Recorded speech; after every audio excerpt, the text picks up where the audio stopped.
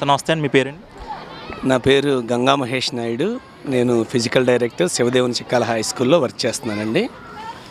మరి ఈరోజు విద్యతో పాటు విలువలను, చదువుతో పాటు సంస్కారాన్నే కాకుండా కనుమరుగైపోతున్న మానవీయ విలువలను విద్యార్థులకు అందించడానికి అందున పేరెంట్స్ని, విద్యార్థులను, సమాజంలో ఉన్నటువంటి ఎందరో పూర్వ విద్యార్థులను, అతిరథ మహారథులను అందరినీ కూడా కోయిన్సైడ్ చేసి నిర్వహించినటువంటి ఈ కార్యక్రమంలో విద్యార్థులకు ఎన్నో నూతన విషయాలు తెలవడం జరిగింది.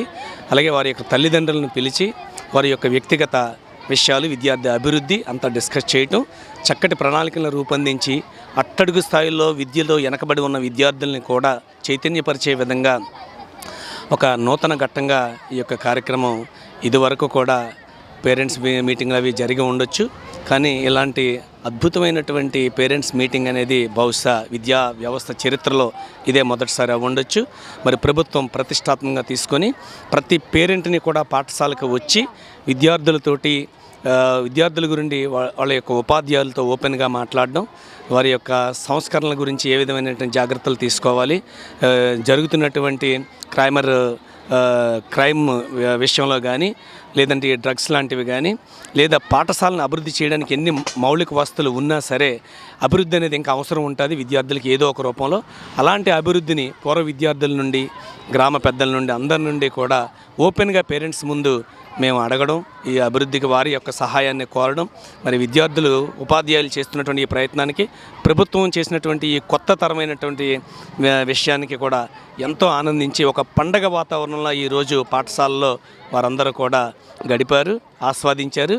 అంత చక్కటి కార్యక్రమాన్ని ఇది ఏదో సంవత్సరానికి ఒకసారి కాకుండా 4 నెలలకు ఒకసారి ఇలాంటి అనుసంధానమైనటువంటి కార్యక్రమాలు నిర్వహించినట్టయితే కనుక విద్యార్థులకు కూడా బాధ్యత ఉంటుంది. తల్లిదండ్రులు వస్తున్నారు అనే భయము, భక్తి, గౌరవం అన్నీ ఉంటాయి.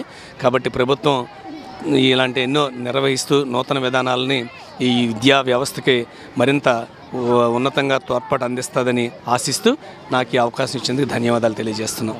సార్ నమస్తే అండి, మీ పేరండి? నా పేరు సుబ్రహ్మణ్య శాస్త్రి. నేను ఈ పాఠశాలలో సంస్కృత పండితుడిగా పనిచేస్తున్నాను.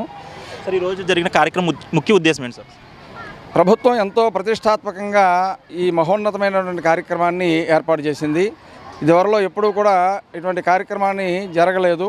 ఎందువల్లంటే తల్లిదండ్రుల ఆత్మీయ సమావేశం అనేటువంటిది ఉపాధ్యాయుడిగాను, తర్వాత విద్యార్థికి కూడా చాలా ఆనందదాయకంగా ఉండేటువంటి గొప్ప లక్షణం. అటువంటిది ఈ సంవత్సరం ఇక్కడ అనేక రకాల పోటీలు పెడుతూ వాళ్ళని ప్రోత్సహిస్తూ, తల్లిదండ్రులను ప్రోత్సహిస్తూ, అలాగే వాళ్ళకేమో ముగ్గుల పోటీలు పెడుతూ, వీళ్ళకేమో టగ్ ఆఫ్ వార్ అని చెప్పేసిన కార్యక్రమాన్ని పెడుతూ ఎంతో పేరెంట్లో కూడా ఉన్నతమైనటువంటి శక్తిని అంతటిని కూడా తీసుకొచ్చింది ఈ ప్రభుత్వం. అటువంటి ఉన్నతమైనటువంటి ఆశయాలు ఉన్నటువంటి ఈ విద్యాశాఖ ఏర్పాటు చేసినటువంటి ఈ రోజున ఈ ఆత్మీయ సమావేశం ఏదైతే ఉందో ఇది అత్యంత ఆనందదాయకమైనటువంటి విషయం.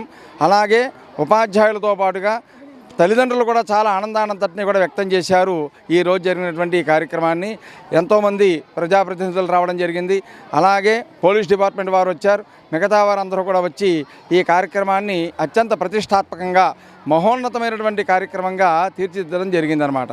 అంతేకాకుండా ప్రభుత్వం వారు ఏదైతే నిర్దేశించడం జరిగిందో దాని ప్రకారంగా వారికి మధ్యాహ్న భోజనం కూడా ఏర్పాటు చేస్తూ వారు ఇచ్చినటువంటి మెనూ ప్రకారంగానే ఇక్కడ కార్యక్రమాన్ని అంతటినీ కూడా చేయడం జరుగుతోంది. దీని ద్వారా పిల్లల్లో కూడా మా తల్లిదండ్రులు ఈరోజు మా పాఠశాలకు వచ్చారు, మా పాఠశాలకు వచ్చి మేము చాలా ఆనందించామని చెప్పేసి పిల్లల్లో కూడా ఒక రకమైన ఆనందాన్ని కూడా మేము ఈ రోజున మా విద్యార్థులను దృష్టిలో పెట్టుకుని చూడడం జరిగింది. ఏదైనప్పటికీ కూడా ఈ ఆత్మీయ సమావేశమైనటువంటిది మరుపురానిదని చెప్పేసి ఈ సందర్భంగా మీకు తెలియజేస్తున్నాను. ముందు సురేంద్ర కుమార్ అండి. నేను పాలకొల్లు సబ్ ఇన్స్పెక్టర్గా పనిచేస్తున్నాను. ఈరోజు శివదాన్ హై స్కూల్లో మన పేరెంట్స్ ఆత్మీయ సమ్మేళనంలో భాగంగా నేను కూడా పార్టిసిపేట్ చేయడానికి వచ్చాను. దీంట్లో భాగంగా డ్రగ్ వద్దు బ్రో అనే ప్రోగ్రాంలో పార్టిసిపేట్ చేయడానికి వచ్చాము. ఈ డ్రగ్ వద్దు అనే బ్రో ప్రోగ్రామ్ ఏంటంటే ఎక్కువ చిన్నపిల్లలు, ఇంకా పెద్దవాళ్ళు కూడా ఎక్కువ డ్రగ్స్కి అడిక్ట్ అయ్యి వాళ్ళ జీవితాన్ని పాడు చేసుకుంటున్నారు. వాళ్ళందరూ కూడా దాని గురించి అవేర్నెస్ కలిగించాం. దానిలో భాగంగా ఎవరికైనా డ్రగ్స్ గురించి ఇన్ఫర్మేషన్ చేస్తే 1972 టోల్ ఫ్రీ నెంబర్ కూడా పెట్టడం జరిగింది. అదేవిధంగా సైబర్ క్రైమ్స్ గురించి కూడా వీళ్ళందరూ కూడా ఎక్స్ప్లెయిన్ చేయడం జరుగుతుంది. ఏదైనా బ్యాంక్ సంబంధించి ఏదైనా జరిగినప్పుడు లోకల్లో ఉన్న బ్యాంక్ అని కన్సల్ట్ చేసి వారి యొక్క ప్రాబ్లమ్స్ని రెక్టిఫై చేస్తే ఎటువంటి సైబర్ నేరాలు కూడా మనం అరికట్టవచ్చని వాళ్ళందరూ కూడా ఎక్స్ప్లెయిన్ చేయడం జరిగింది. ఈ సంవత్సరం కొత్తగా పెట్టారు సార్ ఈ ప్రోగ్రామ్ అనేది.